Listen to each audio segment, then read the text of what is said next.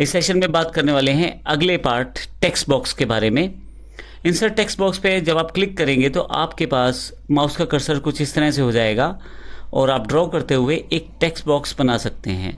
इस text box में आप कुछ भी टाइप कर सकते हैं, जैसे यहाँ मैं टाइप कर देता हूँ इंडिया इज़ ग्रेट।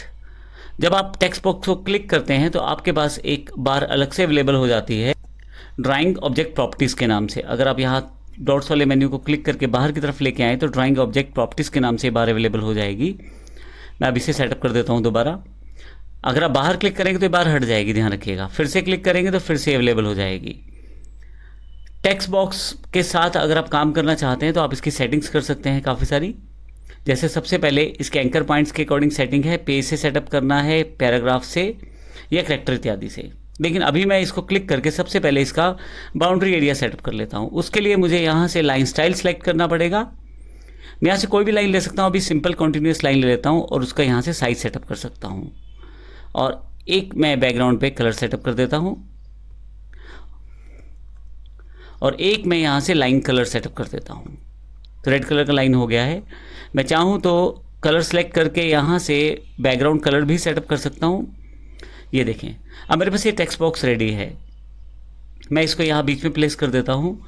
अब आप यहाँ से रैप ऑफ अगर दबाते हैं तो देखें टेक्स्ट ऊपर नीचे आ गया है। ये बिल्कुल पिक्चर ऑप्शन जैसा है।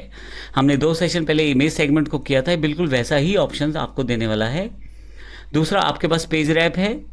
तीसरा, ऑप्टिमल पेज रैप है। रैप लेफ्ट रहेगा, सारा टेक्स्ट राइट की तरफ रहेगा। रैप थ्रू में टेक्स्ट इसके बीच में से गुजरता दिखाई देगा। अब मैं यहाँ अगर इसका कलर हटा दूँ तो आप देखेंगे बैकग्राउंड कलर हटाने से आपको इंडिया इज़ ग्रेट थोड़ा सा दिखाई दे रहा होगा, लेकिन असल में बैकग्राउंड पे जो टेक्स्ट है वो इसके बीच में से होके गुजर रहा है। तो अभी मैं फिर से यहाँ कलर कर देता हूँ ताकि मेरे लिए थोड़ा सा कन्फ्यूज़न दूर हो जाए कि टेक्स्ट बॉक्स हमारा कौन सा है। तो इस तरह से मैं सेटिंग्स कर सकता हूँ सारी की सारी। आप इसको बिल्कुल एक पिक्चर के ऊपर रख के उसी तरह के ऑप्शन यूज़ कर सकते हैं। सेंड बैक करना, ब्रिंग टू फ्रंट करना, फॉरवर्ड 1 करना, बैक 1 करना। अब मैं आपको बता दूँ, ब्रिंग टू फ्रंट का मतलब है आगे लेके आना, फॉरवर्ड 1 का मतलब है सबसे आगे लेके आना। अगर आपके पास 10 पिक्चर या 10 टेक्स्ट बॉक्स हैं, सबसे आगे ये आएगा। बैक 1 सबसे पीछे जाना, अगर आपके पास काफ़ी सारे पिक्स हैं तो सबसे पीछे की तरफ ये जाएगा।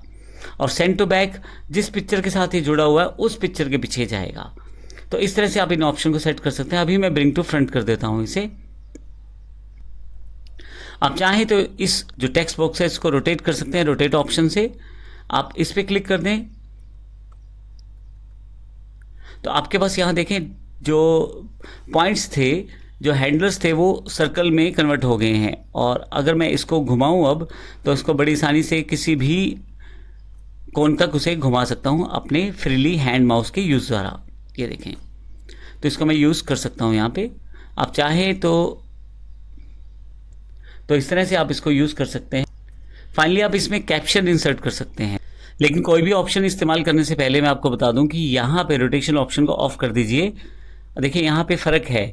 अब रोटेशन ऑप्शन ऑन करके रखते हैं तो यहाँ पे बॉक्सेस जो रहते वो राउंडेड सिंबल में कन्वर्ट हो जाते हैं, और अगर मैं इसे ऑफ कर देता हूँ तो वही बॉक्सेस आपके पास रेक्टेंगुलर शेप में दिखाई देने शुरू हो जाते हैं। तो ये नॉर्मल सिलेक्शन है। अब इस सिलेक्शन पे रह के ही काम कीजिए। अब मैं अगर इस पे कैप्शन सेलेक्ट करना चाहता हूँ तो इंसर्ट कैप्शन पे जाऊँगा और जो आप लिखना चाहते हैं वो लिखें। इसकी कैटेगरी कौन सी है आप कैटेगरी डिफाइन कर सकते हैं। अलग अलग तरह की कैटेगरीज हैं, क्योंकि ये हमारा एक ड्राइंग ऑब्जेक्ट है तो यहाँ से ड्राइंग लिया है मैंने। अगर ये टेबल रहता तो ज़रूर मैं यहाँ से टेबल लेता, अभी ड्राइंग है। अगर नंबरिंग सेटअप करना चाहते हैं तो वो कर सकते हैं यहाँ से, और बेसिक चीज़ें वही हैं। पोजीशन आप सेटअप कर सकते हैं अबव या बिलो। मैं इसको बिलो कर देता हूँ। आपके पास यहाँ पे एक प्रीव्यू भी दिखाया जा रहा है, मैं इसे ओके कर देता हूँ। तो आप देखेंगे नीचे की तरफ यहाँ पे एक कैप्शन अवेलेबल हो गई है ड्राइंग 1 बाई टेक्स्ट बॉक्स के रूप में। तो इस तरह से टेक्स्ट बॉक्स की सेटिंग आप कर सकते हैं। तो इस सेशन में हमने टेक्स्ट बॉक्स के टूल्स की जानकारी ली। टेक्स्ट बॉक्स पे जब आप क्लिक करेंगे तो आपके पास डिफरेंट तरह के ऑप्शंस आ जाएंगे जहां से आप टेक्स्ट बॉक्स की फॉर्मेटिंग की सेटिंग कर सकते हैं। जब आप बाहर क्लिक करेंगे तो सिलेक्शन हट जाएगी, तो आप नॉर्मल अपने लिब्रे ऑफिस राइटर के कॉन्टेक्स्ट में वापस आ जाएंगे। अब इस सेशन में हम अगले कमांड्स की तरफ बढ़ते हैं, जिसमें सबसे पहले हमारे पास पेज ब्रेक अवेलेबल है। मैं जहाँ भी माउस रखता हूँ, मान लीजिए मैं यहाँ माउस रख देता हूँ और इंसर्ट पेज ब्रेक कर देता हूँ, तो यहाँ से पेज सेपरेट हो जाएगा। ऊपर वाला सेक्शन ऊपर वाले पेज पे और नीचे वाला सेक्शन नीचे वाले पेज पे आ जाएगा। मैं अभी कंट्रोल Z करके इसे वापस ले आता हूँ। तो आप यहाँ से पेज ब्रेक इंसर्ट कर सकते हैं। इसका शॉर्टकट कंट्रोल प्लस एंटर है। अगर आप यहाँ रख के माउस कंट्रोल के साथ एंटर प्रेस कर दें तो भी पेज ब्रेक हो जाएगा। इसके पश्चात नेक्स्ट आपके पास इंसर्ट फील्ड है। फील्ड में आपके पास वो वैल्यूज़ रहेंगी जो चेंज हो सकती हैं। मैं इसके एग्जांपल को इस तरह से दिखा देता हूँ आपको। मान लीजिए मुझे यहाँ पे पेज नंबर दिखाना है, तो फील्ड पे जाकर मैं यहाँ से पेज नंबर सेलेक्ट करूँगा। मेरे पास यहाँ पेज नंबर शो हो जाएगा। मैं डिलीट कर देता हूँ। फिर से ड्रॉप डाउन पे क्लिक करें, पेज काउंट, टोटल कितने पेजेस है वो दिखा रहा है आपको यहाँ पे। फिर से यहाँ मैं इसे डिलीट कर देता हूँ। डेट टाइम, डेट पे क्लिक करता हूँ तो डेट इंसर्ट हो जाएगी, और अगर मैं यहाँ पे टाइम पे क्लिक करता हूँ तो टाइम इंसर्ट हो जाएगा।